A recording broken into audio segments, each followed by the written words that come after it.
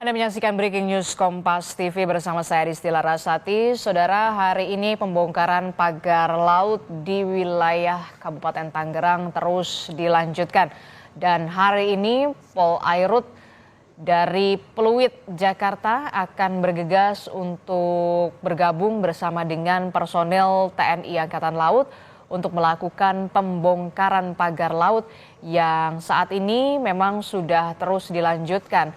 Seperti yang kita ketahui, saudara, pagar laut di wilayah Kabupaten Tangerang, Banten ini terpasang sepanjang 30 km.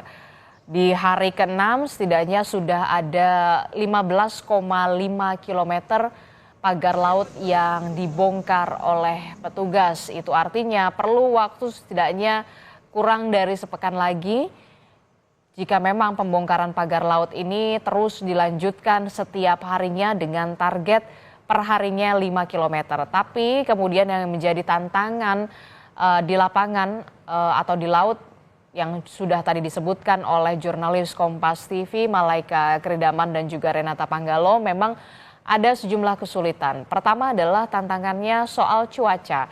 Ketika pembongkaran pagar laut ini akan dilakukan, kemudian cuacanya tidak mendukung, salah satunya adalah air pasang laut, maka tentu saja petugas yang ingin melakukan pembongkaran pagar laut ini kesulitan untuk membongkar pagar laut sesuai dengan targetnya setiap harinya 5 km.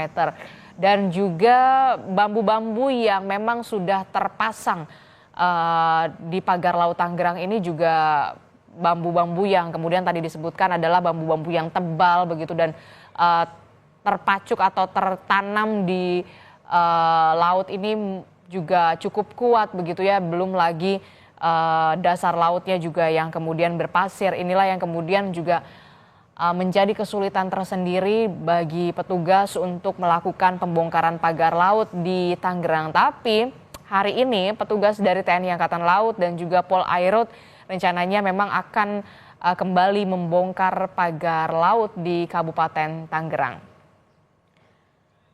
Saudara, kami akan berbincang dengan narasumber di pagi hari ini dalam Breaking News Kompas TV. Kita bergabung bersama dengan Mbak Susan Herawati yang merupakan Sekjen Koalisi untuk Keadilan Perikanan atau KIARA. Selamat pagi Mbak Susan melalui sambungan daring. Selamat pagi, Kak Dis. Oke, kita kembali bertemu lagi Mbak Susan. Mbak Susan, ini kan kalau kita lihat ya, ini sudah hampir sepekan begitu ya, pembongkaran pagar laut ini terus dilakukan. Apa yang perlu dikritisi atau di-highlight soal pembongkaran pagar laut ini? Iya, pertama kita apresiasi untuk kawan-kawan yang turun ya, dan melakukan pembongkaran dari pagar laut ini karena memang kalau kami yang di pesisir tahu ini adalah musim yang luar biasa tantangannya karena ombaknya tinggi, kemudian juga anginnya kencang gitu. Tapi memang dari pantauan kami, yang menarik adalah ketika kita melihat bagaimana nanti negara bersikap gitu ya, kalau kemudian pagarnya terbongkar, si pelakunya terbongkar juga gitu ya.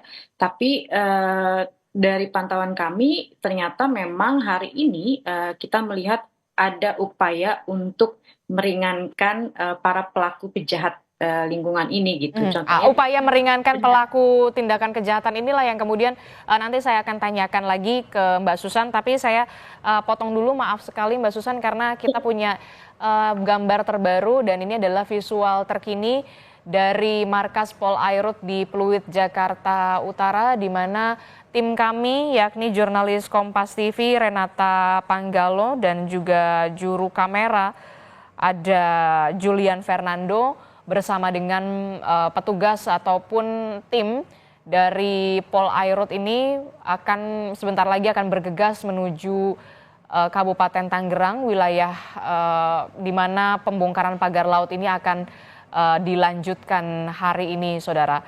Dan sepertinya sebentar lagi jurnalis Kompas TV Renata Panggalo dan juga juru kamera Julian Fernando bersama dengan tim dari Polairut ini akan menuju ke Kabupaten Tangerang, di mana lokasi pembongkaran pagar laut ini akan dilanjutkan, Saudara. Melanjutkan lagi, Mbak Susan, ini tadi Anda menyebutkan ada upaya meringankan. Ini maksudnya seperti apa upaya yang meringankan? Ya, karena Menteri KKP beberapa kali ya dia mengatakan apa namanya sanksinya gitu ya, dendanya adalah administratif. Dan ternyata kita melihat dari pantauan kami gitu, denda itu akan dikenakan 18 juta per kilometer. Mungkin bisa 18 juta per kilometer? ya.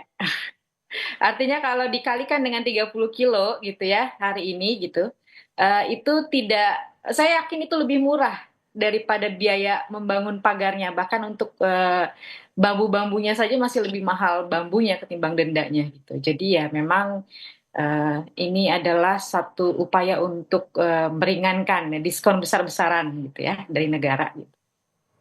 Dan ini yang perlu dikritisi, hanya denda administratif saja yang tadi Anda sebutkan ada kalau tidak salah per kilometernya itu 18 juta.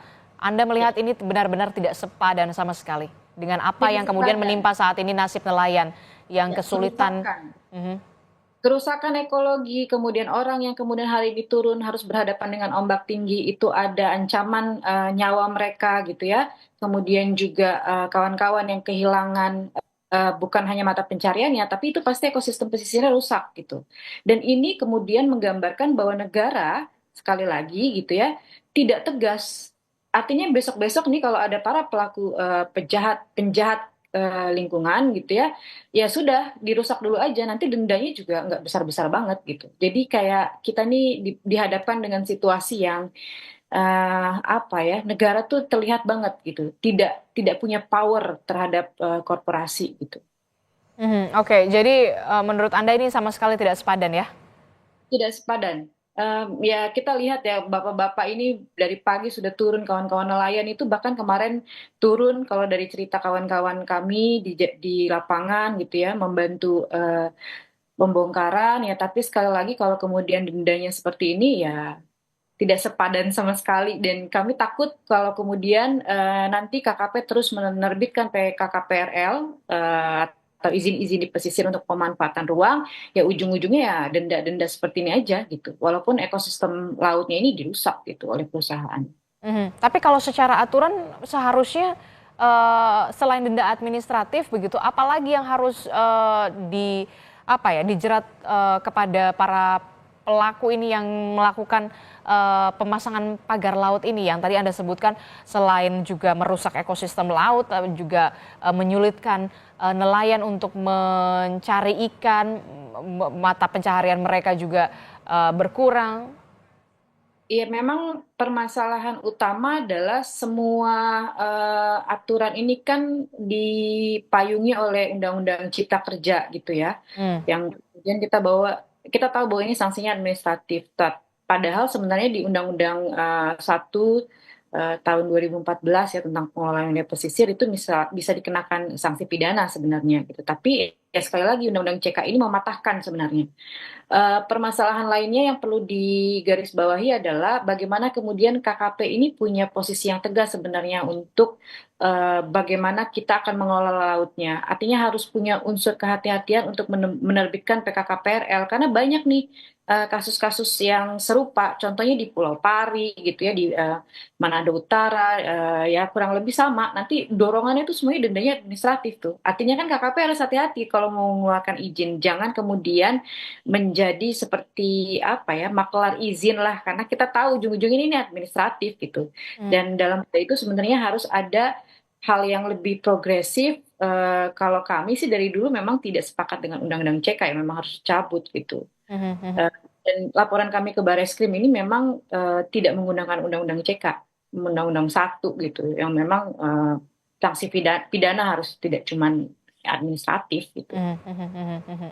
Oke, Anda melihat dengan hanya dikenakan denda administratif itu artinya kemudian tidak ada ketegasan dari pemerintah soal pembongkaran pagar laut ini, soal pagar laut ini, polemik pagar laut ini, eee, dan hanya denda administratif begitu, tidak ada efek jera juga.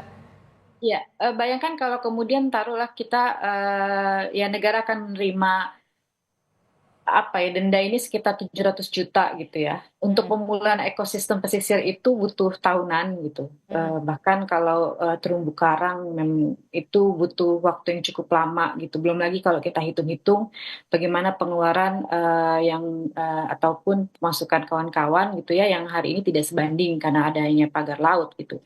Belum lagi sebenarnya lebih kepada apa ya, bagaimana negara ini bisa terlihat di mata korporasi sih sebenarnya gitu. Punya nggak, kekuatan gitu ya bahwa kita memang, ya negara gitu, nggak bisa kemudian seenaknya, para pelaku pejahat lingkungan ini terus melakukan pengerusakan di pesisir dan kemudian dendanya cuman, ya hanya sebatas administratif. Itu mudah sekali untuk kemudian pelepasan izin-izin di pesisir dan pulau-pulau kecil ini yang ujung-ujungnya ya semuanya akan ekosistemnya rusak gitu. Saya nggak mau Kak, ke depan ini kita akan melihat, eee, satu-satu ekosistem pesisir ini hilang, hanya gara-gara proyek-proyek seperti ini gitu. Oke, baik.